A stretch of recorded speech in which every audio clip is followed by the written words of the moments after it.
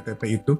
Nah, HTTP atau Hypertext Transfer Protocol merupakan suatu protokol yang memungkinkan terjadinya transfer data antara web server dan juga web client. HTTP juga berfungsi untuk mengatur format data dan bagaimana data ditransmisikan. Lalu untuk mengatur bagaimana web server dan web client memproses berbagai macam perintah yang masuk. Nah, di sini saya jelaskan juga untuk web server. Web server itu merupakan suatu komputer atau server yang menyediakan layanan web yang nantinya diakses oleh web client. Nah, beberapa web server yang umum ditemukan dan umum digunakan saat ini yaitu ada Apache, ada Nginx, dan juga ada LightDPD dan masih banyak lainnya. Masing-masing memiliki kelebihan dan kekurangannya juga. Namun untuk secara dasarnya, pada dasarnya itu web server memiliki fungsi dan cara kerja yang sama, yaitu menyediakan layanan web yang diakses oleh web client. Nah, web client itu lalu apa? Web client itu sering kita temukan atau sering kita kenali sebagai web browser, teman-teman. Web browser ini fungsinya adalah untuk menampilkan informasi yang didapatkan dari internet, atau secara lebih spesifiknya lagi mungkin dari web server.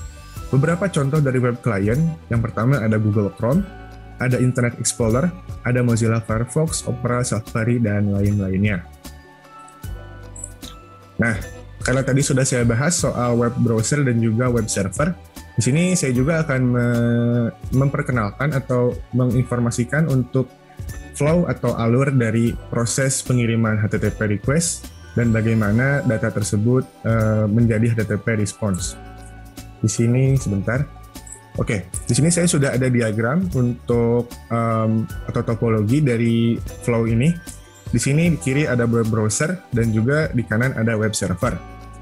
Ketika kita mengklik suatu link pada web browser itu, atau misalkan kita menginputkan URL kemudian klik enter pada web browser, maka web browser akan mengirimkan HTTP request, yang mana salah satunya ada post, ada get, ada put, dan lain-lain sebagainya.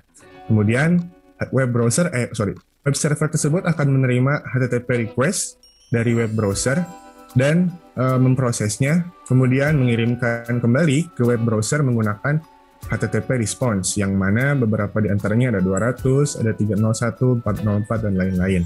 Keduanya berkomunikasi menggunakan HTTP header.